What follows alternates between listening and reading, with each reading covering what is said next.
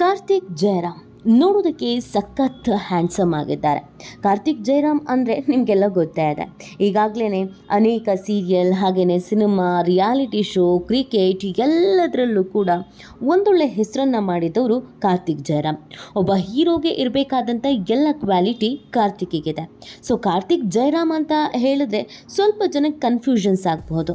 ಆದರೆ JK ಅಂತ ಅಂದರೆ ಯಾರೂ ಕೂಡ ಮರ್ತಿರೋದಕ್ಕೆ ಸಾಧ್ಯನೇ ಇಲ್ಲ. ಹೌದು, ಕರ್ನಾಟಕದಲ್ಲಿ ಅಥವಾ ಕನ್ನಡಿಗರಿಗೆ JK ಅಂತ ಹೇಳಿದ ತಕ್ಷಣ ಯಾವ JKನೂ ನೆನಪಾಗಲ್ಲ. ನೆನಪಾಗುವ ಅಥವಾ ಕಣ್ಣ ಮುಂದೆ ಬರುವ ಒಬ್ಬರೇ ಒಬ್ಬರು JK ಅಂತ ಅಂದರೆ ಅದು ಕೆಲವು ವರ್ಷಗಳ ಹಿಂದೆ ETV ಅಂದರೆ ಈಗ ಕಲರ್ಸ್ ಕನ್ನಡ ಆಗಿರುವಂಥ ಈ ಹಿಂದಿನ ETVಯಲ್ಲಿ ಪ್ರಸಾರವಾಗ್ತಾ ಇದ್ದ ಭರ್ಜರಿಯಾಗಿ ಸಕ್ಸಸ್ಸನ್ನು ಕಂಡಂಥ ಅಶ್ವಿನಿ ನಕ್ಷತ್ರ ಸೀರಿಯಲ್ನ JK. ಹೌದು, ಅಶ್ವಿನಿ ನಕ್ಷತ್ರ ಸೀರಿಯಲನ್ನು ಮರೆಯೋದಕ್ಕೆ ಹೇಗೆ ತಾನೇ ಸಾಧ್ಯ ಹೇಳಿ. ಅಶ್ವಿನಿ ನಕ್ಷತ್ರ ಸೀರಿಯಲ್ ತುಂಬಾ ಚೆನ್ನಾಗಿ ಮೂಡಿಬಂದಿತ್ತು. ಇದರ TRP ಕೂಡ ಅದ್ಭುತವಾಗಿತ್ತು. ಹೆಂಡತಿ ಅಂತ ಕರೆಯುವಂಥ ಡೈಲಾಗ್ ಎಲ್ಲರ ಮನ ಮೆಚ್ಚುಗೆಗೆ ಪಾತ್ರವಾಗಿತ್ತು. ಈ ಸೀರಿಯಲಿಂದ ಅದ್ಭುತವಾದಂಥ ಇಬ್ಬರು ಪ್ರತಿಭೆ ಸ್ಯಾಂಡಲ್ವುಡ್ಗೆ ಪರಿಚಯವಾದರು. ಒಂದು ಜಯರಾಮ್ ಕಾರ್ತಿಕ್, ಇನ್ನೊಂದು ಮಯೂರಿ. ಇಬ್ಬರು ಒಂದಷ್ಟು ಸಿನಿಮಾಗಳನ್ನು ಕೂಡ ಮಾಡಿದ್ರು. ಆದರೆ ಅದೆಲ್ಲ ಆದ ನಂತರ ಮಯೂರಿ ತನ್ನ ವೈಯಕ್ತಿಕ ಜೀವನ ಅಂತ ಬ್ಯುಸಿ ಆದರು. ಗಂಡ, ಮದುವೆ, ಮಕ್ಕಳು ಹೀಗೆ ಬ್ಯುಸಿ ಆದರು. ಆದರೆ JK ಮಾತ್ರ ಏನು ಮಾಡ್ತಿದ್ದಾರೆ ಅನ್ನೋದು ತುಂಬ ಜನರ ಪ್ರಶ್ನೆ ಆಗಿತ್ತು. JK ಆಫ್ಟರ್ ಅಶ್ವಿನಿ ನಕ್ಷತ್ರ ಒಂದೆರಡು ಸಿನಿಮಾಗಳನ್ನು ಕೂಡ ಮಾಡಿದ್ರು. ಆದರೆ ಈ ಸೀರಿಯಲ್ ತಂದುಕೊಟ್ಟಂಥ ಸಕ್ಸಸ್ JKಗೆ ಸಿನಿಮಾ ತಂದುಕೊಡ್ಲಿಲ್ಲ. ಅದೆಲ್ಲ ಆದಮೇಲೆ ಬಾಲಿವುಡ್ಗೂ ಹಾರಿದ್ರು. ನಿಜವಾಗ್ಲೂ ಕನ್ನಡಿಗರ ಹೆಮ್ಮೆ ಆಗಿತ್ತು. ಹೌದು, ಬಾಲಿವುಡ್ನಲ್ಲಿ ಪ್ರಸಾರವಾಗ್ತಾ ಇದ್ದಂಥ ರಾಮಾಯಣ ಕಥೆಗಾಧಾರಿತ ಸೀರಿಯಲ್ನಲ್ಲಿ ರಾವಣನ ಪಾತ್ರ ಮಾಡಿದರು.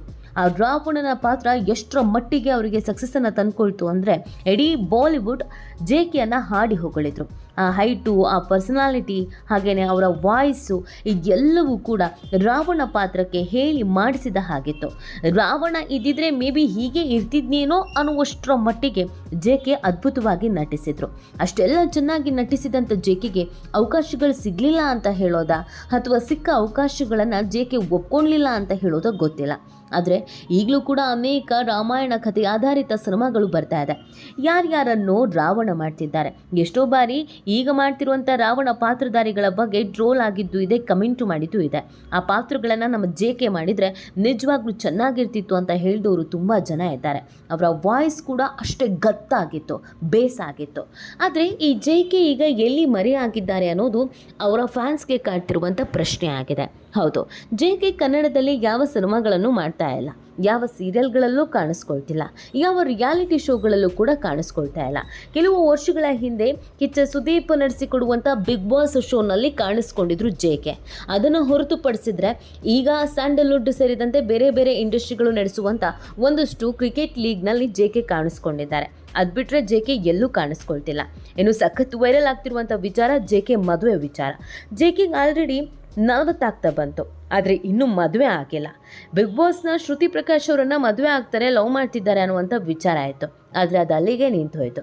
JK ಯಾವುದೋ ಒಂದು ಹುಡುಗಿನ ತುಂಬ ಇಷ್ಟಪಟ್ಟಿದ್ರು, ಲವ್ ಬ್ರೇಕಪ್ ಆಯಿತು, ಲವ್ ಫೇಲ್ಯೂರ್ ಆಯಿತು. ಆ ಕಾರಣಕ್ಕಾಗಿ, ಆ ಬೇಸರಕ್ಕೆ, ಆ ನೋವಿಗೆ ಯಾರನ್ನೂ ಮದುವೆ ಆಗದೆ JK ಹಾಗೇ ಇದ್ದಾರೆ ಅನ್ನುವಂಥ ವಿಚಾರ ಕೂಡ ಓಡಾಡ್ತು. ಆದರೆ ಅದು ಕೂಡ ಅಲ್ಲಿಗೆ ನಿಂತೋಯ್ತು. ಇದೀಗ JK ಹೋದಲ್ಲಿ ಬಂದಲ್ಲಿ ಒಂದು ಹುಡುಗಿ ಜೊತೆ ಕಾಣಿಸ್ಕೊಳ್ತಾ ಇದ್ದಾರೆ. ಅವ್ರ ಹೆಸರೇ ಅಪರ್ಣಾ ಸಮಂತ. ಇವರು ಫ್ಯಾಷನ್ ಡಿಸೈನರ್. JK ಕೂಡ ಮಾಡಲಿಂಗ್ ಕ್ಷೇತ್ರದಿಂದ ಬಂದವರು. ಸೊ ಆ ಕಾರಣಕ್ಕಾಗಿ ಇಬ್ಬರು ಒಂದೇ ಕ್ಷೇತ್ರದಲ್ಲಿ ಇದ್ದಿದ್ದರಿಂದ ಸಹಜವಾಗಿ ಮೊದಲಿಗೆ ಫ್ರೆಂಡ್ಸ್ ಆಗಿದ್ದಾರೆ. ಆಮೇಲೆ ಆತ್ಮೀಯತೆ ಬೆಳೆದಿದೆ. ಈಗ ಒಟ್ಟಿಗೆನೇ ಇದ್ದಾರೆ, ಒಟ್ಟಿಗೆ ಓಡಾಡಿಕೊಂಡು ಇದ್ದಾರೆ. ಆದರೆ ವಿಪರ್ಯಾಸ ಏನು ಅಂತ ಅಂದರೆ JK ಮದುವೆ ಆಗ್ತಾ ಇಲ್ಲ. ಹೌದು, ಇದು ತುಂಬ ಜನಕ್ಕೆ ಕಾಡ್ತಿರುವಂಥ ಪ್ರಶ್ನೆ. ಬಹಳ ವರ್ಷಗಳ ಹಿಂದೆಯೇ JK ಹುಡುಗಿ ಹಾಗಿರಬೇಕು, ಹೀಗಿರಬೇಕು, ಅವಳೆ ಇವಳೆ ಅನ್ನುವಂಥ ಚರ್ಚೆಗಳ ನಡುವೆ JK ಯಾವುದಕ್ಕೂ ಕೂಡ ರಿಯಾಕ್ಷನ್ ಕೊಟ್ಟೂ ಇರಲಿಲ್ಲ.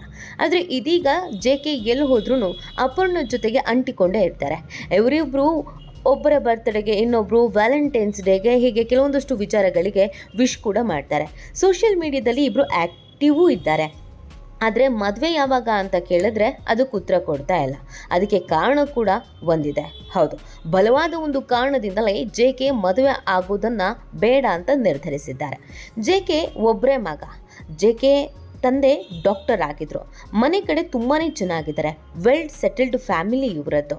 ಒಬ್ಬನೇ ಮಗನನ್ನು ಮದುವೆ ಮಾಡಬೇಕು, ಧಾಮ್ ಧೂಮ್ ಅಂತ ಅದ್ದೂರಿಯಾಗಿ ಮದುವೆ ಮಾಡಬೇಕು ಅನ್ನೋದು ಅವರ ತಂದೆ ತಾಯಿಯ ಆಸೆ.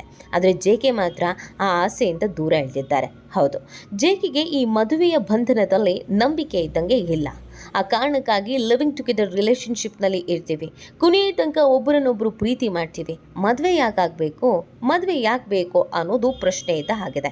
ಆ ಕಾರಣಕ್ಕಾಗಿ ಇಬ್ಬರು ಒಂದೇ ಮನಸ್ಥಿತಿಯಲ್ಲಿದ್ದು ಒಟ್ಟಿಗೆ ಇಡೀ ಜೀವನ ಕಳಿಬೇಕು ಅಂತ ನಿರ್ಧರಿಸಿದ್ರು.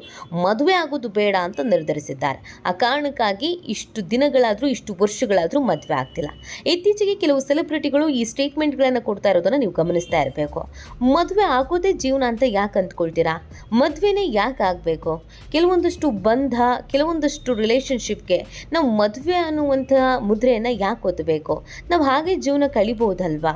ಇದೆಲ್ಲ ನಾವು ಮಾಡ್ಕೊಂಡಿರೋ ಸಂಪ್ರದಾಯ, ಇದನ್ನು ಫಾಲೋ ಮಾಡಲೇಬೇಕು ಅಂತಿಲ್ಲ. ತಮ್ಮ ಮನಸ್ಸಿಗೆ ಏನೇನು ಅನಿಸುತ್ತೆ ಅದನ್ನು ಮಾಡ್ತೀವಿ ಅಂತ ಜೆ.ಕೆ ಕೂಡ ಅದನ್ನೇ ಅನುಸರಿಸ್ತಿದ್ದಾರೆ ಅಂತ ಕಾಣುತ್ತೆ. ಈ ಬಗ್ಗೆ ನಿಮ್ಮ ಅಭಿಪ್ರಾಯ ಏನು ಅನ್ನೋದನ್ನು ನೀವು ಕೂಡ ಕಮೆಂಟು ಮಾಡಬಹುದು.